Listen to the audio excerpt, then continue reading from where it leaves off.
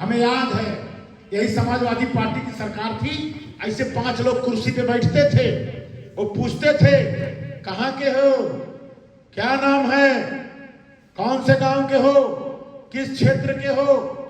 उसके बाद एक आदमी कोने में कहता था कितना माल दोगे इसको बताओ, और उसके बाद पैसा भी लेते थे, और 4-5 जिलों के लोगों को नौकरी मिलती थी। इटावा, मैनपुरी, फर्रुखाबाद, यही 4-5 जिले थे, चिन्हित जिले थे, उन्हीं के लोगों को रोजगार मिलता था, धन भी लेते थे। अब अगर कोई दूसरा नाम बता दिया, अगर किसी ने बताया हमारा जौनपुर घर है, किसी ने बताया हमारा फलाने जगह घर है, तो उसको नौकरी नहीं मिलती थी। जिला, जाति और धन देखकर नौकरी मिलती थी। हमारे यहाँ वैकेंसियां निकली, कितने हमारे स्वास्थ्य विभाग में वैकेंसी निकली, कितने पुलिस विभाग में वैकेंसी निकली, शिक्षकों की वैकेंसी निकली। हम लोगों ने जितनी वैकेंसी निकाली, एक में कोई आरोप लगा दे कि कहीं किसी से 10 रुपया लिया गया हो, कोई एक पैसे का आरोप नहीं लगा सकता। और पीसीएस, आईएएस में तो मान लीजिए आरोप में नहीं कहूंगा, लेकिन पीसीएस में आरोप लगते थे कि पीसीएस में भी लोगों को इंटरव्यू में ऐसे बच्चों को पैसे लेकर के एसडीएम बना दिया जाता था, तहसीलदार और बीडीओ बना दिया जाता था। कितना घंघोर अपराध था ऐसा। एक एसडीएम को मजिस्ट्रेट कहा जाता है, मजिस्ट्रेट का मतलब हम लोग जज कहते हैं, जज का मतलब भगवान कहा जाता है। ऐसे पदों को बेच दिया गया। आज पीसीएस की वैकेंसी निकलती है, आप लोग देखते होंगे, विश्वकर्मा, फला निषाद, फला मौर्य, फला तिवारी, फला पाड़े, फला सिंह साहब, फला गौतम।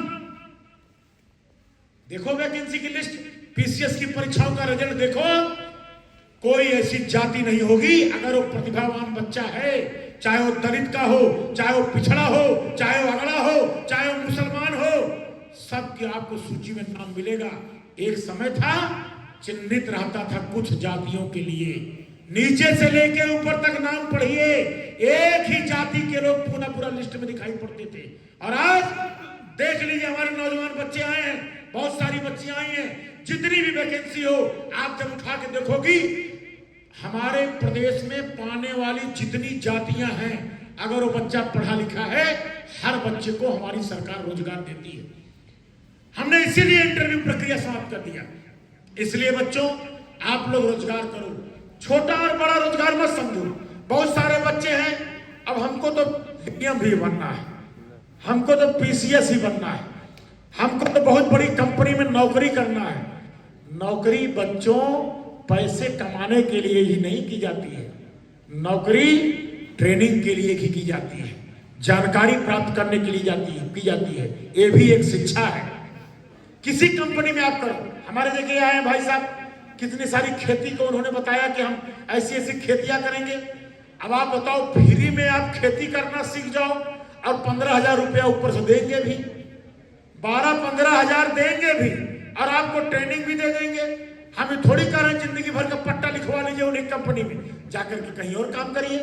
हमारे हॉकिंस के आए हैं कंपनी वाले, आपको एक साल ट्रेनिंग देंगे, 1 साल ट्रेनिंग देंगे। आप सोचो, इनके यहाँ 1 साल ट्रेनिंग लो, अच्छा कम पैसा देते हैं तो ठीक है, और नहीं बढ़िया पैसे देते हैं, इनकी कंपनी छोड़ के जाके दूसरी कंपनी में काम करो। लेकिन जो ये प्रमाण पत्र देंगे ना, हॉकिंस का नाम है कुकर में, जब आप प्रमाण पत्र किसी को दिखाओगे तभी आप प्रगति करोगे।